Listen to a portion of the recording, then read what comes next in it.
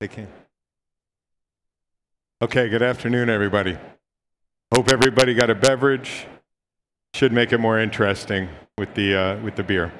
Anyway, I just wanted to start with a couple of videos. Hey, team. Did you get it yet? No, I don't think so. Can you try sending it again? Sure. Try sending it again.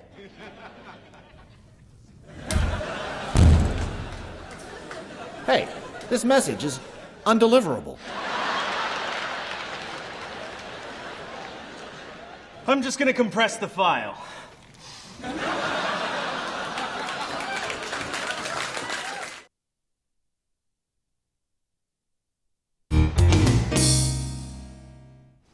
Hey, team, FYI, Joe starts today, so be sure to stop by his desk and say hello. Hey, everyone, so my daughter's selling cookies for a school trip. I'm going to be 5 minutes late to the 3 o'clock meeting. 3 o'clock meeting is postponed until 3:30. Does anyone know where the 3 o'clock meeting is happening? Hey, team, FYI, Joe's desk is on the 3rd floor. Cookies, guys? Cookies? Hey, team, FYI, I want some of those cookies.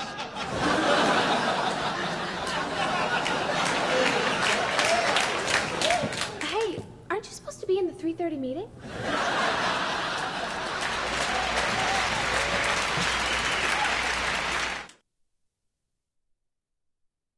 So good afternoon. I'm John Boutros, General Manager of Circuit for Unify.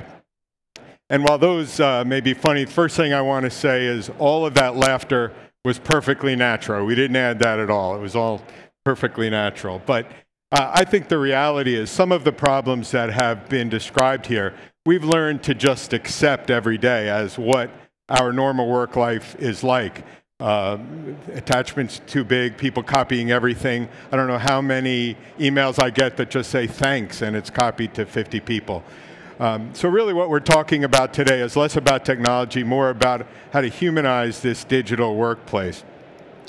So just to talk a little bit about the workplace, as I'm saying, it's really not just about technology. It's about people and how people feel about the work they do and the tools that they use. So we've defined this this digital workplace in really 4 elements. First is anywhere working. So this is more than just mobility. This is people working in any environment that they want to, on any device. Really, it's mobility plus. I am embarrassed to say the number of places where I've taken conference calls or done work, whether it's folding laundry, shopping, and I'll spare you some of the other details. But also virtual teams working with their own devices. So it's not just about an individual person who is doing their own work, answering emails or doing whatever it is they're doing. It's also about getting teams together for collaboration. So for this digital workplace, we talk also about these virtual teams. And people want to use the devices that they're most comfortable with. Things that they use in their own personal life as well. It is necessary to have these collaborative and communication applications. So we're going to talk a little bit about that as well. Things to enable our mobile workers and our anywhere workers to be as productive as they possibly can. And finally, digital security. It's always been a concern with devices and data all over the place. So those are really the 4 elements that we're going to address here today. So here's a couple of interesting statistics that were actually shocking to me as we were preparing for this. First is 1.3 billion mobile and anywhere workers in the world today. 1.3 billion people who do work outside of an office environment. That is really an unbelievable statistic. It's 20% of the world's population, and yet only 13% of them would say that they're fully engaged, fully involved, and fully productive. So I would have to say there's a huge opportunity here for us to do better as an industry and us to do better to enable those folks in order to be fully productive. So we define a term called virtual distance. So we know when we're in an office environment, people are together, they interact in a variety of ways, and when we have mobile workers and anywhere workers, really have what we're calling virtual distance. And the cost of this can be very high. Right? 90% drop in innovation. You think about how ideas are created and cultivated. 90% drop when you have this virtual distance. 80% drop in trust. Trust. I mean, what's more important in a team working for the same company or working across companies than trust? 80% drop. And finally, a decline in finishing projects on time. These are very dramatic statistics. And in my mind, if we enable the right tools and provide the right tools, we can really collapse that virtual distance and have the teams feel more as one to eliminate or reduce many of these issues. So there are challenges and opportunities with this digital workplace. First is business culture. First of all, not every job is really, you're able to work remotely or be an anywhere worker in any job. I was talking with my wife about this, and I said, what are some jobs that can't be done remotely? And I came up with brain surgeon, and she said, no, they absolutely can do that remotely with remote robotics and tools. So I gave her that one. She came up with bus driver, which I thought was a good one until I thought about it, and I said, well, technically they are an anywhere worker. Silly examples, but culture, both in the tools that we provide and in the executive management attitudes, whether anywhere working and mobility is really accepted. I'm not going to talk too much more about that, but I think you get the point. Existing tools, we are going to talk more about tools. Existing tools in many cases are not acceptable in the sense that they're not able to be extended and have to be fully productive for people. So we have to look very carefully at existing tools and the issues that we have with tools. User experience could also be extremely important. When I talk about user experience, I'm talking about how people feel in whether they are engaged or not. Are they using the tools that they're most comfortable with? Are they fully engaged? Back to that low percentage of people who felt engaged. And of course, security and privacy. That's both privacy for the company and for the data, and also for individuals. I know many people who carry two devices, one personal, one private, or one personal, one business, because they want to keep those two things separate. So security is important, and privacy is important. So talk a little bit more about the tools and the challenges with the existing tools. First, we have many, many applications in an office environment, and it really does create sort of a fragmented workplace, and it's very difficult sometimes and very distracting to jump between those applications. So going from application to application to application can be very challenging, causes disruption, distraction, and in the case of anywhere workers, it can be even more so. Finding and tracking information is difficult. This is my famous personal problem, where I am an expert at filing everything. When I get a file, I know exactly where I'm filing it at the time I file it. The problem ends up when I try to pull it out before a meeting or a call or something I have to do with that data. I end up always saying, hey, do me a favor and resend that to me. So finding the information sometimes is tough with the existing tools that we have. And this feeling of isolation, that really goes back to the human aspect. People feel that they're on their own when they're an anywhere worker. We need to find ways to make them feel a part of the team, get to know people personally, and really not feel that, that isolation. Then we get into the topic of work-life balance and work-life integration. Everybody has heard the term work-life balance, right? Work is a part of the day, 8 or 10 or 12 hours a day. You finish work, you go home, and then you have your personal life. That was my father's generation, and now clearly things are becoming more and more integrated, and we have to find a way to make that productive but not oppressive to the people who are working. So this sort of describes it a bit. In the olden days where it was, sort of a very specific distinction between work and life. And then in the middle there, it's sort of blended in. You took a conference call on the weekend, you checked email on Sunday night, whatever it is. Now it's really blended into one. And that's not necessarily a negative thing. We look at that really as flexibility. If I'm able to engage and do what I need to do and mix life in as well, that is a positive thing. So we need to provide the tools in order to make that easy. You're not chained to a desk, but you have everything you need for your job. There's a recent study actually done here in the UK, and it was a hypothetical question that if there was a natural disaster, what are the things that you would take? And the number one thing people would take with them in a national disaster here in the UK was water, which was reasonable. Number two was their mobile device, and number three was food. So I love to eat. Food would have been number one for me. My kids might have been number two. But clearly the fact that the mobile device was right up there really says that this work-life balance is more integrated than ever. Get that click. So when we're looking at this, we need to look at human values and what people value today. Again, the human aspect of this, not technology.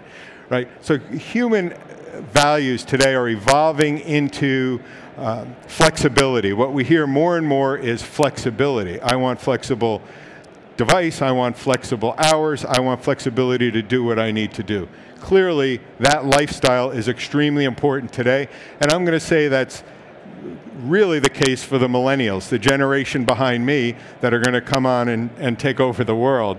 They are extremely interested in the flexibility. Choice of devices, really saying they want to have the device that they are most comfortable with. They want to switch between devices and have the experience all the same, regardless. And time and place decoupled.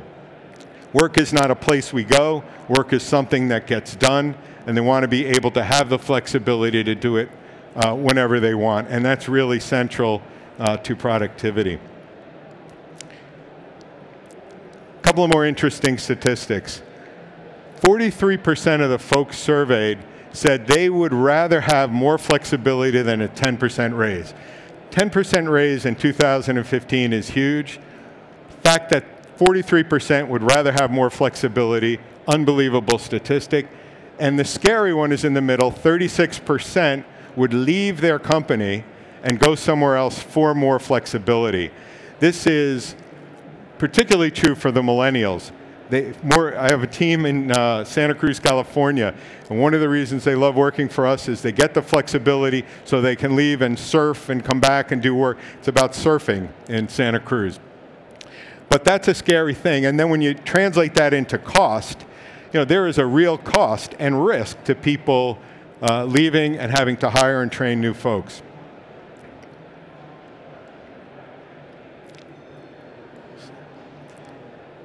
So when we talk about engagement and the digital workplace, this really starts to talk about some of the softer areas. Again, not technology. And these are the things that we learned as we were looking at this in Unify. So a few things. One, this candid interaction is necessary even for these anywhere workers. It's personal. People like to work with people. People like to know people and get to know them on a personal level. Very easy to do in an office environment. You're sitting in a bullpen with folks, or sitting in the next desk, or you see them in a cafeteria.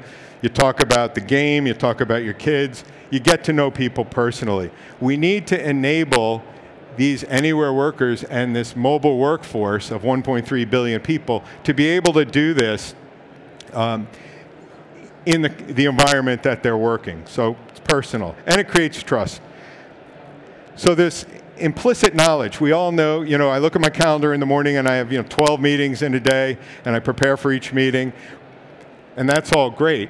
But really this implicit knowledge of being able to contact people that you work with or your client or your vendor on a very informal basis in order to get small pieces of information or to help your project along. So we need to enable this informal contact to happen as well.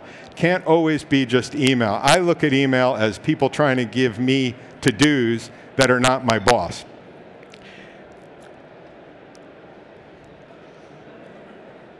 talk about intelligent virtual spaces. What we mean by this is sort of one platform, one pane of glass where we get everything that we need. And we are clearly sensory, as humans, we're sensory. We want voice, we want video, we want pictures, we want text. We want all of that in one place, brought to one place. So that is something that is extremely important in this. It cannot just be, death by PowerPoint, and I hope I'm not doing that to you now, or one-way conference calls that we've all been on and fallen asleep on. It needs to be this two-way human conversation. And the other thing here, consumer-like experience. And what we mean by that is people want to use what they're comfortable with. They expect today, especially the millennials, to be able to pick up a device or open an application and know how to use it just by using it. Not going to go to the class. They're not going to read the manual. It needs to be natural. And they want to use the devices and the tools that they know and love in their personal life. So we need to enable that. There are challenges, though. It can't be a free-for-all. You can't say bring whatever you're comfortable with, whatever you use, whatever you want. We get into these other issues, security issues, viruses, Trojan horses, things that are brought in with these outside applications. It does create support issues, help desks being overwhelmed with tools that they're not trained to support. And finally, at the end of the day, it is higher cost. So really, we need to enable these workers with a platform and with tools that will allow them to have all of these other things, these personal contact, infrequent communication or frequent communication, and this vibrant work environment without allowing them to bring anything that they want to create these other issues that we're talking about here.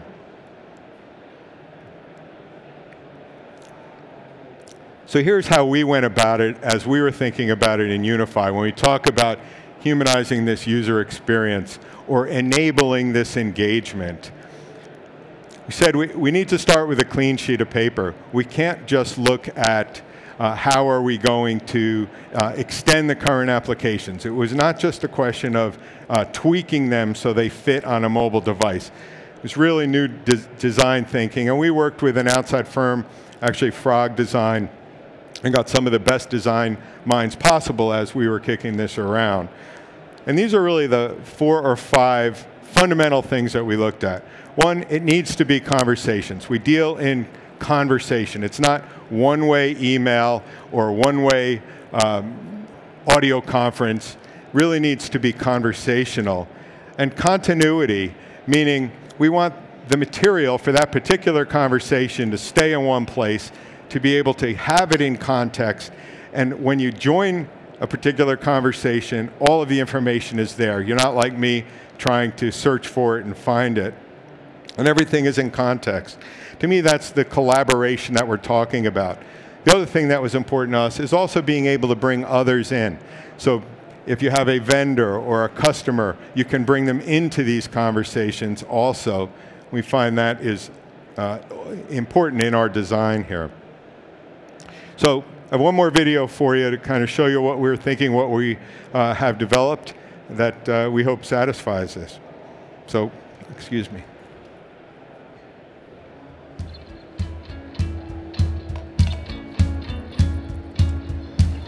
Working from home gives me freedom to move, adapt to life, adapt to work life. Tiny successes. That's how I manage my complicated day. You can say I work from home, but really, I'm an anywhere worker. My team is all over. Different time zones, different continents, but I know them pretty well. We work together every day.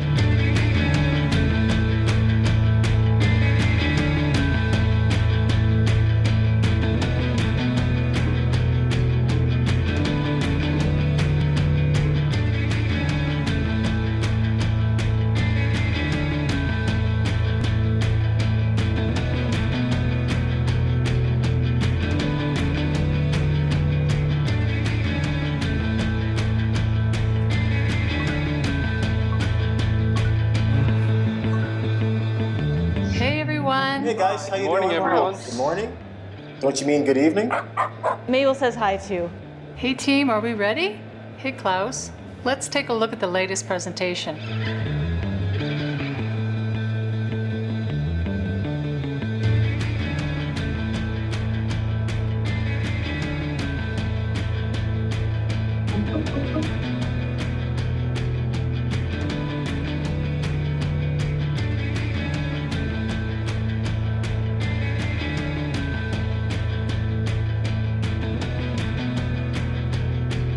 Aziz, have you received any additional feedback?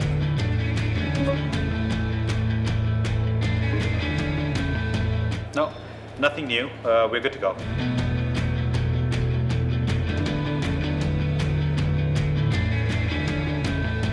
I packed last night, ready to go. All the files I need are right here. David, I'll see you in about 18 hours. I'll pick you up at the airport. Goodbye everyone.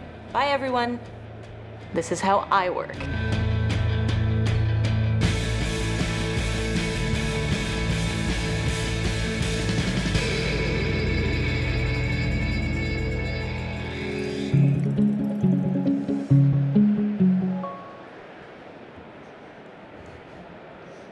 So, conversational, personal, multimedia, video, file sharing, all of that in one place. That is the idea. That's how we are humanizing this digital workplace. So to me, we used to say knowledge is power. Now I say power is sharing. Sharing is productivity. Productivity creates profit. And that's how we're looking at it.